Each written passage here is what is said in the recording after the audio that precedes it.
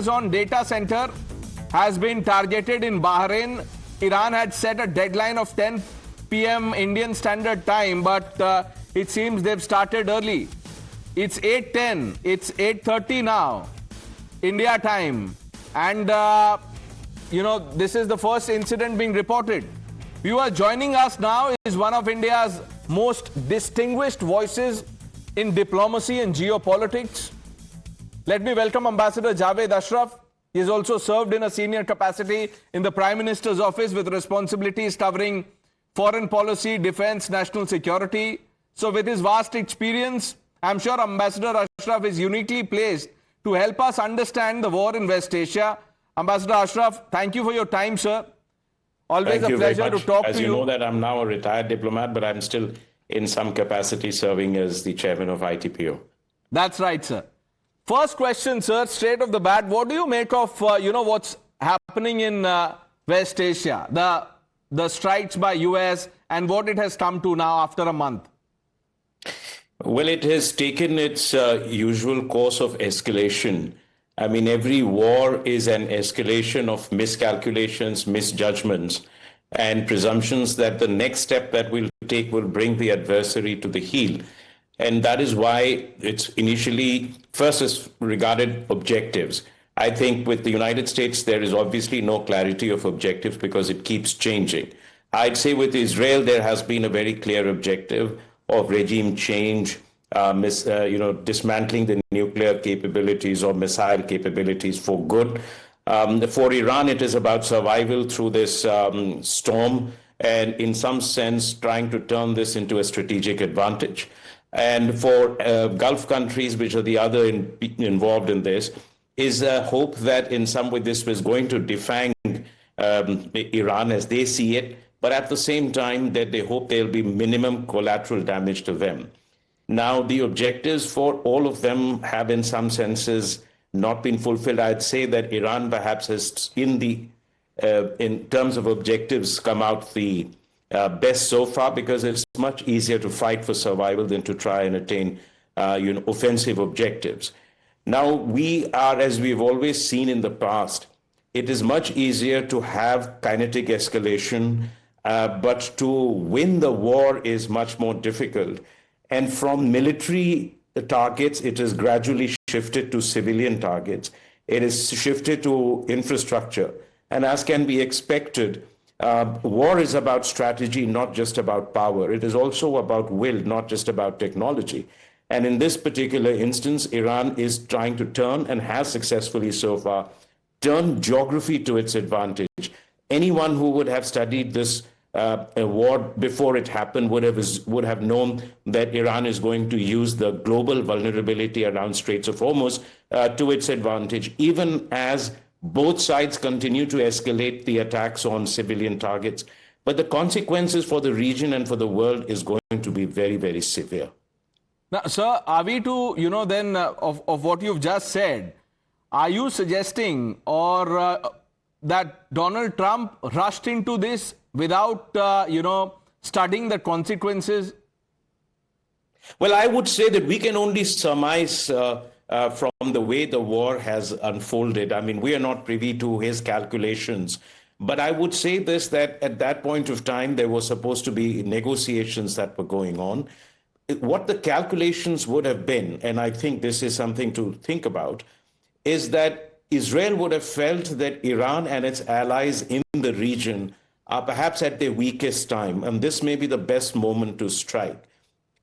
President Trump would have believed that if this ends very quickly in 48 hours, 100 hours, and leads to a decisive victory in terms of the capitulation or collapse of the regime in Iran, it would be something that would go down for him in history. And it would completely turn the tide of domestic political opinion, his geopolitical position, and the overall projection of American strength.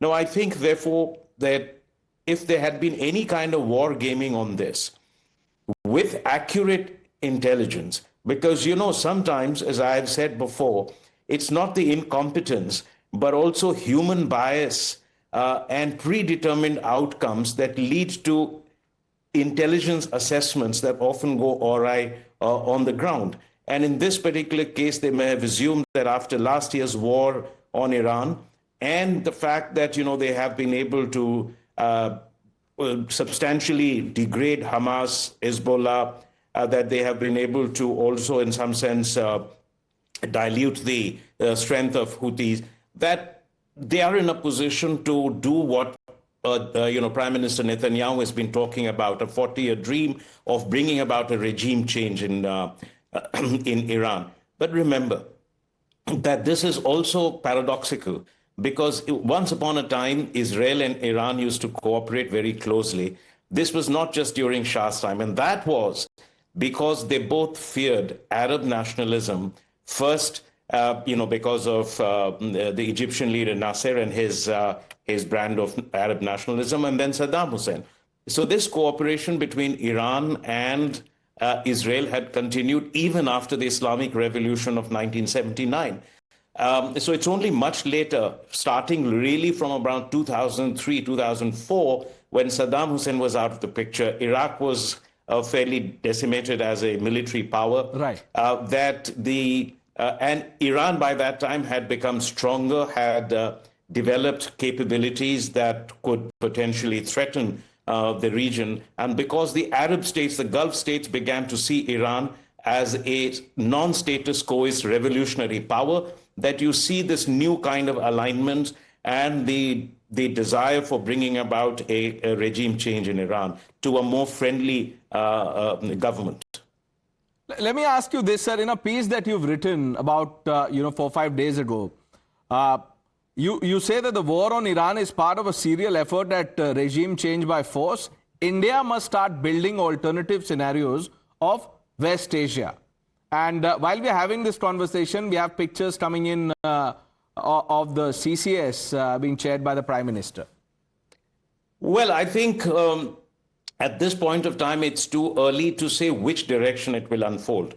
But you are right. I made the point, and there is a long history, even in Iran, starting from 1953, which now everyone is aware of.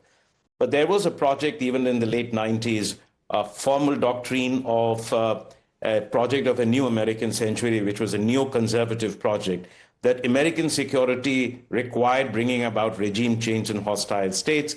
And we've seen that happen in Iraq. We've seen that in Libya and in Tunisia. They even dropped Hosni Mubarak.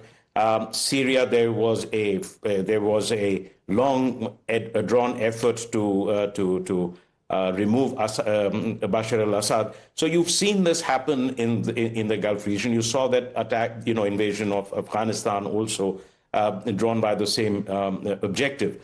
So now when we are looking at West Asia, let me start by saying that West Asia is in a constant state of churn, especially after the collapse of the Ottoman Empire after the First World War.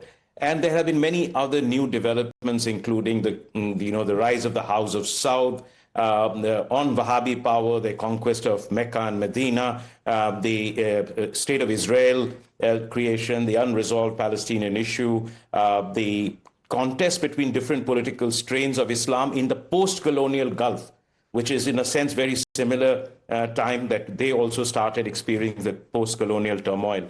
And finally, the Islamic Revolution in 1979. There are many other developments. This churn will continue. But let's go back to 1956, the Suez crisis. That was the time when England,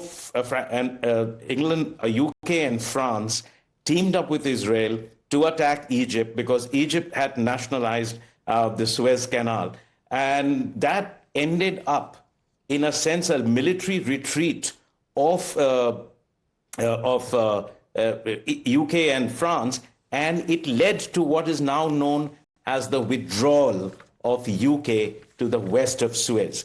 Could this be a time when we will see maybe perhaps the withdrawal of the United States from the Gulf region? What is the future? Can we have a settled region without the unresolved Palestinian question and without Palestinians and Israelis agreeing to live side by side as two independent states and with their security guaranteed? Right. These are questions that are unanswered. But more important, I would say, is that let us look at a future that may happen. Either we have a forever war between the Gulf states, Iran and Israel, or you could have a different future as you've had in Southeast Asia. Remember, Southeast Asia was a theater of Cold War conflict. And from 50s, 60s, 70s, and 80s, it saw brutal wars and conflict, not just by external powers, but also between the countries. And look at Southeast Asia today. They have been able to come together, 10 countries, now 11, as ASEAN. And despite this extraordinary diversity of population, income, prosperity, religion, traditions, cultural practices, continental Southeast Asia and maritime Southeast Asia, just as you have a continental Persian region and you have a maritime Gulf region, could we have that future? And is the world prepared? Looking at the extraordinary cost that the world is bearing to come together, a large number of countries, and try to bring this region to a similar future that we have had in Southeast Asia. You also argue that the pretense of consultations with UN and the allies has disappeared, sir. So, this question comes up every time there's a global crisis. The role of United Nations. What do you think should be the approach of the UN, or do you think the sell-by date that has come? Well, we all agree today that the global order that was established after the Second World War and existed for 70, 80 years, you can decide the date when it started going into ICU, that this order has collapsed. And I think this war, like the Ukraine war, has accelerated the demise. Now, the unique feature of this particular global order was that we had a global architecture for the first time in human history of institutions, laws, agreements, arrangements, mechanisms for the entire world, and which we had all agreed to, flawed and disorderly, but held together by the illusion of its sanctity. But people did believe in it. That is over. And so I think that what we see today is that the United Nations and the UN Security Council in particular, I wouldn't say that for all the UN institutions, because UN institutions are still doing great work in development, in climate, in many other areas of human intervention, on assistance, humanitarian aid, etc. But on peace and security, which was what the UN Security Council was created, yeah, you're right. Over. The 5 permanent members of the UNSC since World War II have remained so, and there is no reform, so to say. Yeah, but so reforms are, in a sense, I don't think existing powers would want to see reforms there. They may pay lip service to us. I mean, countries like France perhaps have been the only consistent supporter. But, that's also because it's a middle power and it likes the strength of the numbers of other middle powers. But the major powers have no interest in this. I think what we need is an alternative arrangement, architecture, and it will evolve. And I think a large number of countries need to try and come together, seeing what has happened, to try and establish some norms once again, because we are crossing many red lines of the international system that somehow held together so far. Now, sir, do you think Iran has become Donald Trump's Vietnam? Well, I think that there have been many situations for the United States. I mean, Vietnam lasted until 1975. They withdrew, and once again they dropped 650,000 plus bombs in Vietnam. 650,000 plus bombs, and by those standards, they were very, very powerful bombs. A napalm bomb we are all aware of, the scorched earth policy, but it had to withdraw without achieving its objectives. We've seen that in Afghanistan, that what started in November 2001 and has led to through a tortuous path to where we are today. In Iraq, we saw the same thing. They started the Iraq invasion on 20th of March 2003, and on 1st May, President Bush declared victory. But they got trapped into a very, very, very difficult insurgency. And when they left 4 or 5 years later, Iraq was nothing like what they had wanted it to be. And in fact, it led to enhanced Iranian influence and gave a great deal of geopolitical advantage, creating a corridor all the way to Syria, Lebanon, and down to the Palestine. So I think that we are, unless there is a bold decision to exit this, you could end, now there are talks of ground invasion. The ground invasion can have very, very serious consequences. And for the first time, you're also going to see it's not just about what happens externally. You are seeing that Europe is no longer supporting or endorsing this war, even if they haven't condemned it. So you've seen Italy and France joining Spain. You're right, in Trump some ways stands isolated. That's one. But also the internal public opinion needs to be taken into account.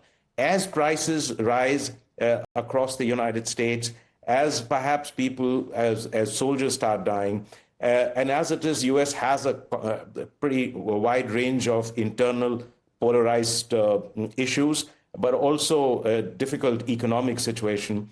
Right. So that you're saying war has hit home, and which is why we are seeing mixed messaging from Donald Trump, now talks of ceasefire, etc., etc. Yeah, Sir, so the mixed messaging is something you have to take with exactly as that, as mixed messaging, because we have seen messaging of one kind and action on ground on the other. So we'll have to try to sift through his messages and read between the lines, which is very difficult. But we'll have to wait to see how this evolves. But as I said, that, the world is in a sense coming against the US-Israeli action. Public opinion is bound to start turning against it. And there has to be some way in which we all the countries of the world, start exerting quick questions. We don't have much time. First, what are the three takeaways for India from what has happened in Iran? Well, I think first we have to take this region very, very seriously and retain our traditional equities with all the parties in this, which means, with the Gulf states, with Iran and with Israel. That is because they are our neighbors. You can't treat them as extended neighborhood. We've got 9 billion people living there. We've got all the other economic stakes, energy security, etc. But what is the takeaway in the long run? One is that we really need to start looking at the volatility of the international market, international environment, and at the same time, all our vulnerabilities. So we need to look at how much we can increase our resilience. Economic resilience, technological resilience, defense resilience, energy resilience. And for energy resilience, and in every respect, what we want to be able to do in a volatile world, as you do in a volatile financial market, you have to have a very diversified portfolio of relationships. So build internal resilience. Number two, diversified partnerships. And third, we need to start taking a proactive approach in trying to build a global consensus against, both asymmetric challenges, which often gets overlooked, such as terrorism, which has been a great trigger in our region for conflict, as also conventional war. So I think that for us, the situation is like this. You need to recognize that the old familiar world is behind us. The assumptions on which we build our strategies going into the future need to be completely re-evaluated. Finally, Ambassador Ashraf, let me ask you this. As a student of diplomacy, geopolitics, as someone who's, served in the IFS for 3 decades, over 3 decades, how would you describe the actions of President Donald Trump? Well, let me just say it in one word: unprecedented. And I think that I have dealt with the United States also for nearly 14 years, at least more than a decade, in a very consequential phase through the Clinton administration, Bush administration, Obama administration, these three. That I would say this is an unprecedented personality that we are dealing with. But I would also say something more serious than this. Because we tend to focus on the individual, we also believe this is a passing phase. I think there are long-term structural shifts in the way United States looks at itself and the way it wants to engage with the world. And to me, this process started really at the unipolar moment, but has actually accelerated after the global financial crisis of 2008, when the US began to feel that the international order that it actually led in creating in many ways also underwrote is no longer useful, attractive, or effective for its own interests. And that a unilateral use of US power serves US interests much better than being fettered by the international environment. And that is because of a series of other structural shifts that are taking place in the world, for which we need another discussion at some point of time. Sure, sir. Thank you. Thank you for your time, Ambassador Ashraf. Always a pleasure talking to you. Thank you for putting this in context for our viewers. The question that really matters, can Trump end the war? He started in less than 12 hours from now. Donald Trump will be addressing the people of United States. Let's see how this unfolds. Thank you once again, Javed Ashraf, for speaking to Times Now.